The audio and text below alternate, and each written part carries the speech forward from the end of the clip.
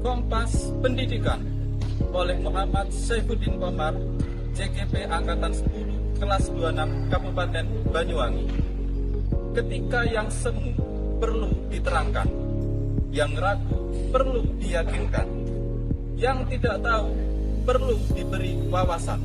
Satu-satunya guru penuntun jalan. Manusia tidak harus menjadi planet merah sebagai Mars. Ia bisa menjadi bumi, menjadi Venus, atau Saturnus dalam lingkaran pendidikan. Sejatinya, pendidikan adalah gerbang kebebasan.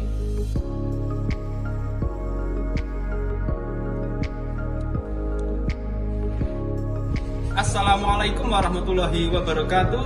Salam dan bahagia. Menurut Ki Hajar Dewantara, pendidikan diartikan sebagai tuntunan dalam hidup tumbuhnya anak.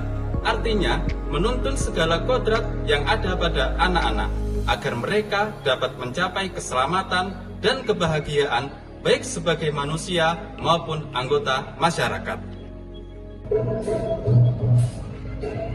Sebelum saya mempelajari modul 1.1 tentang filosofi pendidikan Ki Hajar Dewantara, saya percaya bahwa pembelajaran yang saya terapkan sudah sangat menarik dan kreatif, sehingga seluruh murid yang saya ajarkan mampu memahami pembelajaran dengan sangat baik.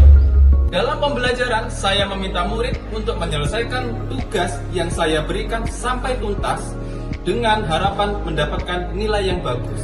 Saya juga meminta murid dapat menyelesaikan semua materi yang ada pada buku pembelajaran. Dan saya juga meminta semua murid agar antusias untuk selalu memperhatikan proses pembelajaran yang saya terapkan. Saya percaya bahwa semua murid dapat tuntas menyelesaikan materi pembelajaran yang telah saya ajarkan. Namun, setelah mempelajari modul 1.1 ini, perubahan terhadap pemikiran yang saya alami bahwasannya tidak semua murid mampu melakukan proses pembelajaran yang saya terapkan dengan baik. Kenapa? Karena sesungguhnya manusia itu dilahirkan dalam keadaan fitrah, yaitu suci dan bersih. Dan dalam raga, Allah telah memberikan sifat dan watak. Seperti sebuah contoh, ada sebuah kertas yang dimana kertas itu terdapat sebuah tulisan buram. Maka tugas kita sebagai guru adalah untuk memperjelas tulisan buram tersebut. Seperti yang telah disampaikan juga oleh Ki Hajar Dewantara, pendidikan adalah menuntun segala kodrat yang ada pada anak-anak. Ada dua kodrat, yaitu kodrat alam dan kodrat zaman, di mana setiap insan, setiap anak memiliki potensi, memiliki bakat yang berbeda dengan anak yang lain. Nah, tugas kita sebagai guru adalah untuk mengasah dan mengembangkan potensi dan bakat yang dimiliki oleh anak tersebut. Namun, kita tentunya tidak melupakan era perkembangan zaman sekarang ini sudah modern, sehingga kita harus menyesuaikan perkembangan ilmu pengetahuan dan teknologi.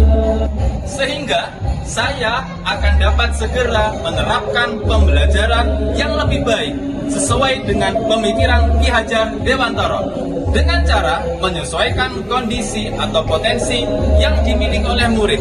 Yang pertama yaitu menerapkan pembelajaran auditori, di mana ada murid yang suka mendengarkan, maka murid tersebut selalu duduk di paling depan. Maka tugas saya adalah untuk menyampaikan dan menjelaskan. Yang kedua, pembelajaran secara visual, di mana ada murid yang tidak suka mendengar ceramah guru, maka saya akan menayangkan sebuah gambar dan video sehingga anak tersebut akan melihat dan mengamatinya. Dan yang ketiga adalah pembelajaran secara kinestetik, di mana anak tersebut hanya suka bergerak, hanya suka dia mengamati. Dan pembelajaran yang saya terapkan adalah berupa praktikum atau pengamatan. Saya menyadari bahwa tidak semua murid menyukai pembelajaran atau materi IPA. Nah, sehingga saya akan membuat pembelajaran berupa diskusi kelompok. Yang tidak suka pembelajaran IPA akan saya gabungkan dengan murid yang aktif. Maka pembelajaran yang akan saya terapkan di kelas akan berjalan dengan maksimal dan baik. Sesuai dengan konteks lokal sosial budaya yang berada di sekolah yang saya ampu, maka dalam pembelajaran saya harus menyertakan sifat religius, di mana murid menyampaikan, mengucapkan salam, dan membacakan doa sebelum pembelajaran. Selain itu, ada juga sifat gotong royong, di mana murid selalu membersihkan di dalam kelas maupun di luar kelas. Yang berikutnya adalah kerjasama, yaitu sifat untuk berkelompok dan berdiskusi antar sesama teman. Kemudian ada juga sifat toleransi, murid saling menghargai pendapat antar temannya. Dan yang terakhir adalah sifat kreatif, di mana murid harus menciptakan sebuah karya atau inovasi yang ia temukan. Sebagai akhir dari kesimpulan ini, saya berharap kita yang telah menentukan diri untuk menjadi seorang guru dapat memiliki jiwa pendidik seperti semboyan Ki Hajar Dewantara. Ing ngarsa sung tulodo, ing madya mangun karsa, tutpuri handayani. Guru dapat memberi contoh, guru membangun semangat, guru dapat mendorong dan memberi motivasi kepada murid-muridnya. Sekian, terima kasih. Wassalamualaikum warahmatullahi wabarakatuh. Salam dan bahagia.